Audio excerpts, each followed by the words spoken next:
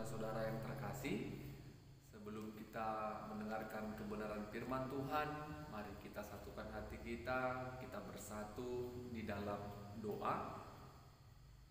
Terima kasih ya Tuhan buat kesempatan yang indah Tuhan berikan kepada kami.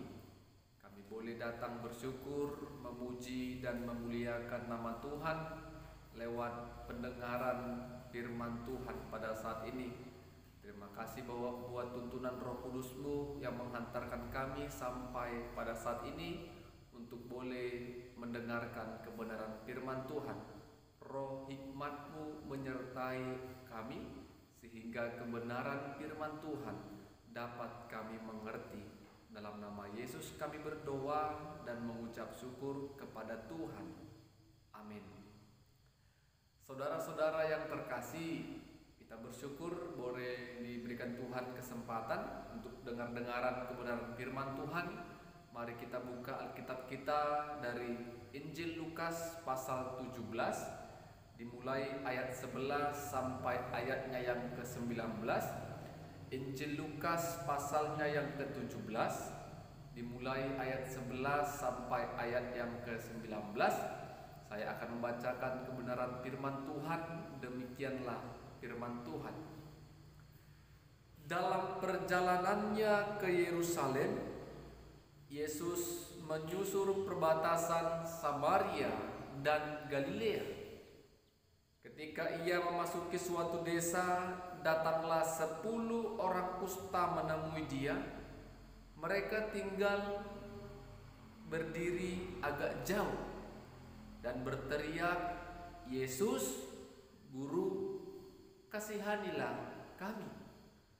Lalu ia memandang mereka dan berkata, "Pergilah, perlihatkanlah dirimu kepada imam-imam." Dan sementara mereka di tengah jalan, mereka menjadi tahir. Seorang dari mereka ketika melihat bahwa ia telah sembuh, kembali sambil memuliakan Allah dengan suara nyaring. Lalu tersungkur di depan kaki Yesus dan mengucap syukur kepadanya. Orang itu adalah orang Samaria. Lalu Yesus berkata, "Bukankah ke-10 orang tadi semuanya telah menjadi tahir? Di manakah yang 9 orang itu? Tidak adakah di antara mereka yang kembali untuk memuliakan Allah selain daripada orang asing ini?" Lalu ia berkata kepada orang itu, "Berdirilah dan pergilah. Imanmu telah menyelamatkan engkau." Amin. Saudara-saudara yang terkasih, kita mau merenungkan kebenaran firman Tuhan pada saat ini dengan satu tema, muliakanlah Tuhan dengan ucapan syukur. Muliakanlah Tuhan dengan ucapan syukur. Saudara-saudara, ada 2 tipe orang percaya. Tipe yang pertama, ketika dia mendapatkan berkat, ketika dia mendapatkan sesuatu yang baik,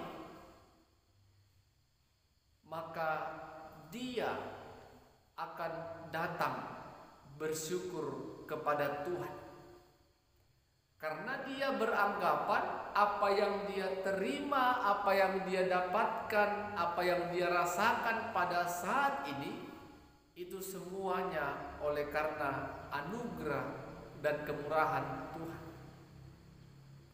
Dia merasakan mujizat, dia merasakan kebaikan. Yang dia rasakan itu bukan karena kekuatannya sendiri, bukan karena sebuah kebetulan, bukan karena usaha kerasnya, tetapi karena anugerah dan kemurahan Tuhan boleh memberkati dia.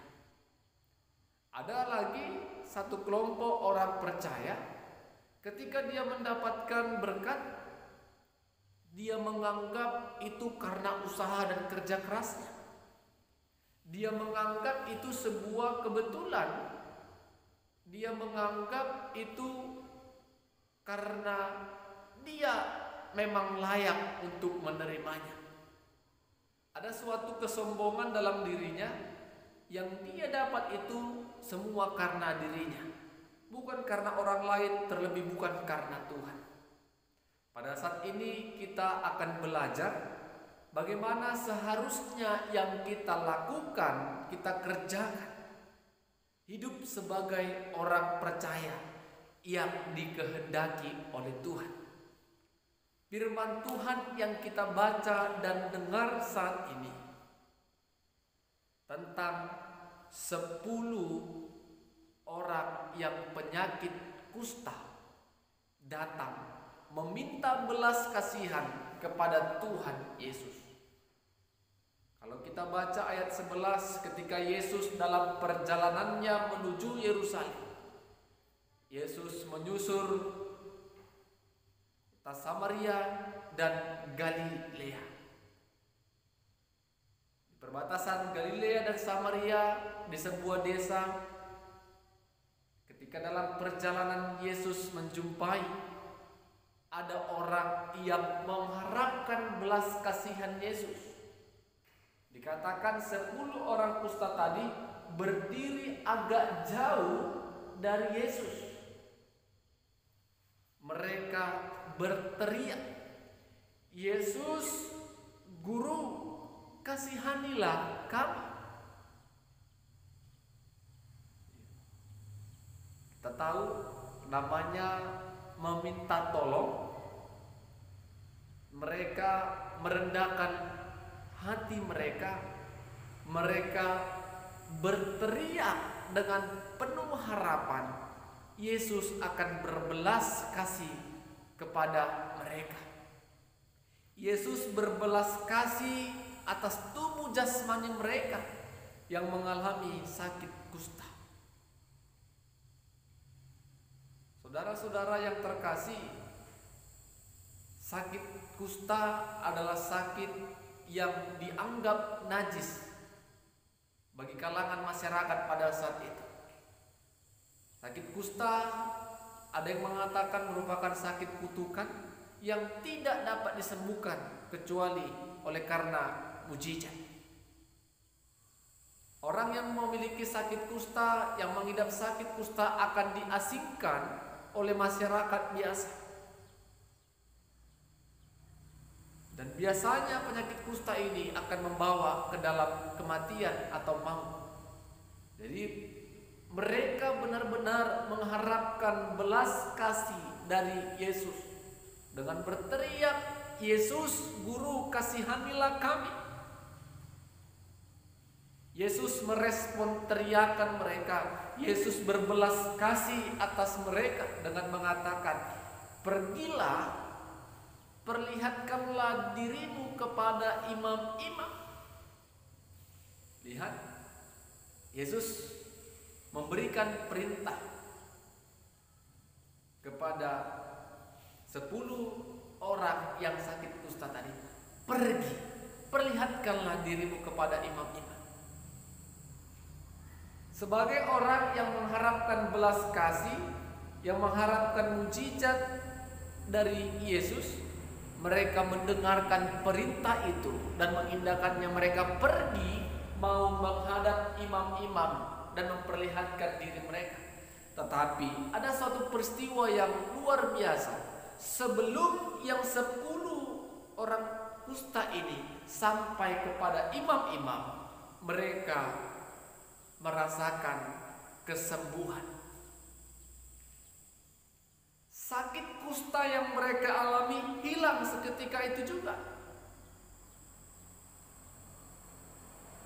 Di tengah jalan sebelum mereka sampai kepada imam-imam, mereka sudah tahir sembuh dari sakit kusta tersebut. Apa respon dari ke-10 orang kusta ini? Satu dari yang 10 ini kembali kepada Yesus, bersyukur dan tersungkur kepada Yesus dengan mengatakan, berterima kasih, dan dia memuliakan Allah. Yesus bertanya, Bukankah ke-10 orang tadi semuanya tahir? Mana yang 9 tadi? Kenapa hanya orang asing ini yang kembali memuliakan Allah? Bapak Ibu saudara-saudara yang terkasih, 10 orang kusta ini, 9 orang Yahudi, 1 orang Samaria yang kembali datang kepada Yesus tersungkur memuliakan Allah adalah orang Samaria. Kemana yang 9 orang Yahudi tadi? Banyak kemungkinan yang mereka lakukan. Bisa jadi mereka senang, mereka pergi ke keluarganya, ke teman-temannya untuk merayakan kesembuhan mereka. Bisa jadi mereka bersuka cita, ingin menunjukkan kepada semua orang kalau mereka sudah sembuh. Tetapi mereka tidak ingat sedikit pun akan kuasa Yesus, belas kasih Yesus yang boleh menyembuhkan mereka. Bagi kalangan Yahudi, perbuatan baik yang dilakukan Yesus menyembuhkan mereka itu adalah sebuah perbuatan yang di kemudian hari dapat mereka balaskan. Menurut mereka, yang dilakukan Yesus adalah hutang budi, sehingga mereka kelak akan membalaskannya dengan banyak kebaikan kepada Yesus. Berbeda dengan orang Samaria yang datang tersungkur dengan ucapan syukur memuliakan Allah. Dia meminta dengan teriak belas kasih, dan ketika permintaan ini diindahkan oleh Allah, dia kembali teriak tersyukur dengan suara nyaring, bersyukur dengan memuliakan Allah. Kenapa Yesus mengatakan hanya orang asing ini yang kembali? Orang Samaria dikatakan orang asing karena menurut kalangan Yahudi, orang Samaria adalah orang kafir yang menyembah dewa-dewa tetapi menyembah Allah juga. Orang Yahudi menganggap orang Samaria adalah kafir, tetapi orang Samaria inilah yang dikehendaki Allah karena dia datang tersyukur, bersyukur dan memuliakan Allah. Saudara-saudara yang terkasih, apa yang mau kita renungkan melalui kebenaran firman Tuhan ini? Yang pertama, hidup kita saat ini merupakan anugerah. Hidup kita saat ini merupakan anugerah.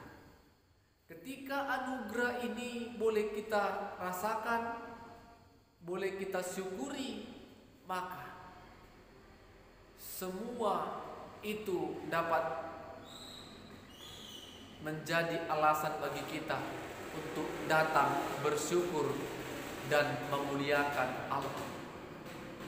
Yang kedua, hidup berkat bukan hanya sekedar kebetulan, tetapi hidup dan berkat itu adalah semua rangkaian rencana Allah yang kita rasakan. Saya dapat berdiri di tempat ini bukan karena kebetulan. Saudara-saudara yang mendengarkan firman Tuhan bukan karena kebetulan, tetapi karena Allah ingin merencanakan, merancang sesuatu yang baik dalam kehidupan kita. Dan poin yang ketiga, ingatlah apa yang selama ini kita gumulkan, apa yang selama ini kita doakan, agar ketika apa yang kita gumulkan dan doakan terjawab dalam setiap kehidupan kita, maka kita datang tersyukur, berdoa dan bersyukur kepada Allah. Jangan kita sama seperti 9 orang Yahudi tadi yang penyakit kusta, lupa akan kuasa Allah bekerja dalam diri mereka. Mereka lupa ketika mereka bermohon dengan teriakan, Tuhan, Guru, kasihanilah kami. Dan ketika permintaan mereka dikabulkan, mereka tidak kembali datang bersyukur.